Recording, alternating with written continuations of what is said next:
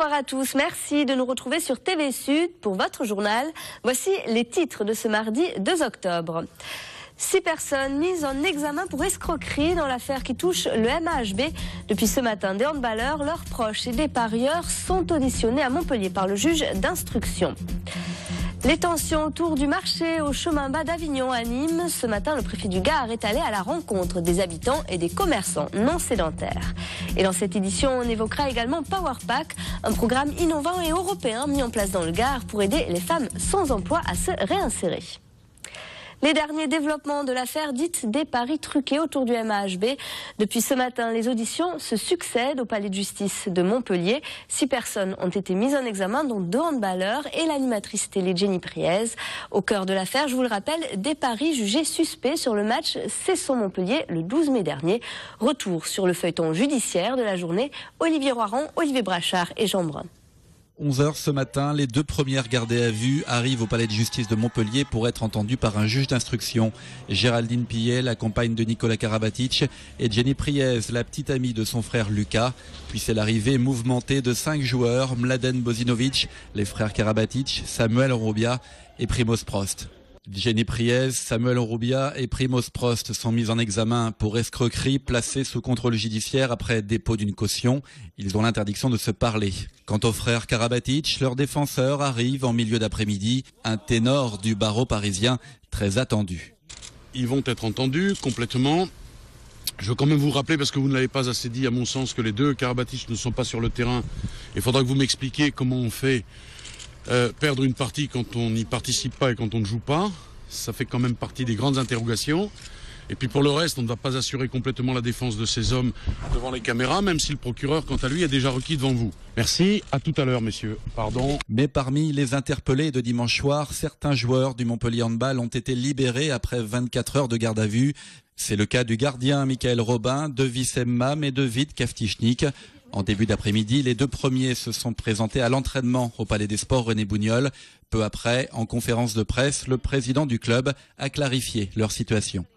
Il y a 3 joueurs, Michael Robin, Vít Kavtichnik et Wissem Mam, qui ont été libérés lors de la garde à vue, sans que de charges précises pèsent sur eux, puisqu'ils n'ont pas été présentés à un juge d'instruction et qu'ils ne sont pas mis en examen. Donc, nous sommes dans le respect de la présomption d'innocence avec nos salariés, et à partir du moment où la justice n'a rien à leur reprocher, je ne vois pas ce qu'on pourrait faire dans le cadre de l'exécution loyale de notre contrat de plus. Et ce soir, Mladen Bozinovic et les frères Karabatic attendaient d'être entendus par le juge chargé de l'affaire des paris présumés douteux au palais de justice de Montpellier. Et du côté du stade René Bougnol, les handballeurs du MAHB étaient sur le parquet cet après-midi. Un entraînement ouvert à la presse et aux élus, alors que se pose la question des perspectives sportives pour ce club aux multiples trophées. Aujourd'hui, élus et responsables du MAHB veulent mettre en avant le club plutôt que certains joueurs phares. Le point avec Olivier Brachard et Olivier Roiron. Peu importe les joueurs qui portent le maillot de Montpellier, ce qui est important, c'est que le maillot soit porté, c'est ça qui est important. Les couleurs du club au-dessus de tout, car la politique du Star System n'a plus lieu d'être lorsque les fondamentaux sont en branle. De plus, les échéances sportives sont là, dimanche. Réception de Léon en Ligue des Champions, demain déjà, déplacement à Toulouse en championnat. Il y a un beau championnat cette année avec de grosses équipes partout, donc pour Montpellier ça va être encore très dur, et surtout en ce moment, donc on va essayer de bien jouer au prochain match avec l'équipe qu'on aura. Quelle équipe? C'est justement la question. 5 jeunes du centre de formation intègrent l'effectif et Patrice Canaillé récupère 2 joueurs essentiels de son dispositif. Mam et Robin, le gardien. Tous 2 éprouvés par leur garde à vue, le club a décidé de les réintégrer dans l'effectif. On les a vus tout à l'heure et on leur a demandé de nous jurer droit dans les yeux s'ils avaient parié ou s'ils n'avaient pas parié, parce que pour nous, cet élément est fondamental dans la confiance qu'on a envers nos joueurs. Ils nous ont regardé droit dans les yeux et ils nous ont juré qu'ils n'avaient parié ni directement ni indirectement. Jean-Pierre Moore, le président de l'Agglo, présent à l'entraînement, l'image est importante. Le plus gros financeur public du MAHB a tenu à affirmer son soutien au club 14 fois champion de France. La subvention de l'agglomération au club est d'environ 1 million d'euros. Et la subvention à disposition de ce club, nous allons voter le budget de 2013, il n'est pas encore voté, vous laisserez le soin aux 90 conseillers communautaires de voter le budget en 2013, mais nous partons sur les mêmes bases par rapport au Montpellier Agglomération Handball. Reste à savoir si les partenaires privés continueront à faire confiance au Montpellier Handball. Le préfet du Gard au chemin bas d'Avignon à Nîmes. Ce matin, il venait apaiser les tensions qui se concentrent autour du marché du mardi. La semaine dernière, des commerçants non sédentaires auraient demandé à ce que le marché soit déplacé. Les détails avec Alain Belon. Le marché du chemin bas d'Avignon, situé à Nîmes, fait l'objet de toutes les attentions depuis une semaine. Des étaliers se seraient plaints de pression par des personnes musulmanes de la mouvance radicale. Mais après avoir regroupé les informations, le préfet du Gard a une autre version. Il ne s'est rien passé, il ne se passe rien, c'est une rumeur. J'ai l'explication de fond.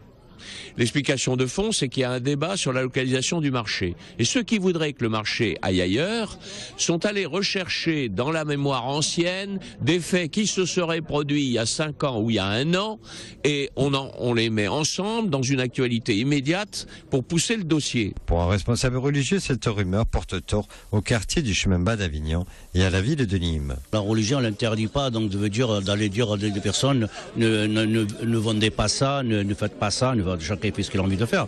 Et en plus, on est en France. Dire des salafistes qui tournent dans le marché, moi, je n'ai pas vu. Donc, franchement, je n'ai pas vu. Mais après, il faut garder leur commerce, leur marché et tout. C'est un bon vivre au chemin bas. À savoir si le marché du chemin bas d'Avignon va être déplacé, élus et associations de quartier ne le souhaitent pas. Les élus montpelliérains soutiennent les salariés de Sanofi. Hier soir, en conseil municipal, ils ont voté à l'unanimité un vœu qui dénonce le projet de restructuration du groupe pharmaceutique qui doit engendrer 900 suppressions de postes en France d'ici 2015. Un vote applaudi par les 70 salariés présents lors de la session. Écoutez les vœux exprimés par le maire de Montpellier hier soir. Le conseil municipal de Montpellier dénonce auprès des pouvoirs publics et notamment auprès du ministre du redressement productif un tel plan social qui n'a pour but que de dégager davantage de profits pour l'actionnariat au détriment du secteur recherche et développement, pourtant largement subventionné par l'État. Le conseil municipal s'interroge sur le projet de renforcement du site de Montpellier et sa réorientation dans le développement, alors que dans un même temps, il est proposé un désengagement total du site sur la recherche. Le conseil municipal demande au gouvernement de mettre en débat au Parlement le texte relatif à l'interdiction des licenciements boursiers. À noter qu'une motion similaire avait été adoptée la semaine dernière par les conseillers généraux de l'Hérault. Et à l'occasion de ce conseil municipal, Audrey Lagrange a été élue 24e adjointe. Elle remplace Fanny Lombrecoste, la députée socialiste qui a démissionné en raison du cumul des mandats. Et en ce qui concerne l'entrée d'Europe Écologie Les Verts dans la majorité, elle devrait être soumise au vote lors de la prochaine session du conseil municipal le 12 novembre. Ce jour-là, il s'agirait de remplacer le socialiste Patrick Vignal, lui aussi démissionnaire. C'est l'écologiste Moustapha Majdoul qui pourrait alors être élu adjoint au maire. En Languedoc-Roussillon, 117 000 femmes sont actuellement au chômage. C'est presque 10% de plus que l'an dernier. Et pour aider les femmes à se réinsérer, le Centre institutionnel de bilan de compétences du Gard a mis en place un projet innovant qui est à présent européen. Le Power Pack accompagne ces femmes au chômage dans leur projet de retour à l'emploi, comme Marité, ancienne couturière au RSA, qu'Olivier Michel a rencontré. Regardez. En 1989, Marité était la costumière de Christian Lacroix pour l'Opéra Carmen à Nîmes. S'en est suivi pour elle une période d'intermittence du spectacle, puis 10 ans en tant que formatrice en couture dans une association nîmoise. Mais en 2009, cette dernière plie boutique et procède à des licenciements économiques. Marité se retrouve au chômage. Une situation difficile à vivre pour cette femme de 53 ans qui dit avoir vécu une dégringolade. On ne sait plus qui on est, ça se fait petit à petit, c'est-à-dire qu'on s'enferme, on ne sort plus, on n'est plus valorisé, on n'a plus de but, surtout de projet.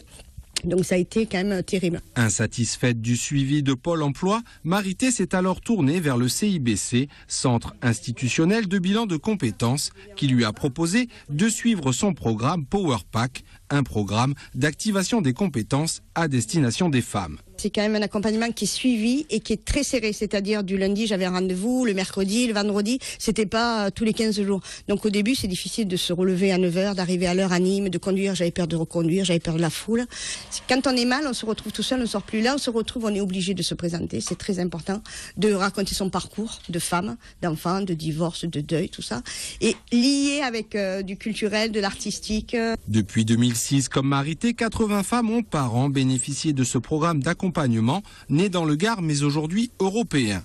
De l'Italie au Royaume-Uni en passant par la Suisse ou la Suède, Powerpack apprend aux femmes à la recherche d'emploi à éviter toute forme de rupture par l'activité. Rester au fait de l'information sur la recherche d'emploi, la manière dont on peut se positionner et surtout rester dans des réseaux, rester actif et s'armer en permanence pour faire face aux contraintes qui s'imposent à nous et qui sont liées à la difficulté, à la complexité du marché du travail aujourd'hui. Le système français a une caractéristique forte, c'est qu'il est obsédé par les déficits et les carences. Or, toute l'idée du pouvoir agir, c'est ce qu'on va appeler la présomption de compétence. Toute personne aujourd'hui est en capacité de mobiliser des ressources. En contrat unique d'insertion, dans l'association Tremplin, Marité devrait signer en janvier prochain un CDI. Aujourd'hui épanouie dans son travail, elle participe même au développement d'une nouvelle marque de vêtements dont certains seront présentés à Paris dans un défilé parrainé par Christian Lacroix. Et pour terminer ce journal, cette image des joueurs du MHSC, les footballeurs montpelliérains qui se sont envolés pour Gelsenkirchen en Allemagne ce matin pour leur deuxième match de Ligue des Champions. Ils affrontent Schalke 04 demain soir. Coup d'envoi à 20h45. Du foot aussi juste après le JT. Toute l'actu du Nîmes Olympique est dans Croco Hebdo et à 19h50 ce soir, Pierre-Paul Castelli reçoit le défenseur central Benoît Poulain. C'est la fin de ce journal. Je vous dis à demain 12h30. Au revoir.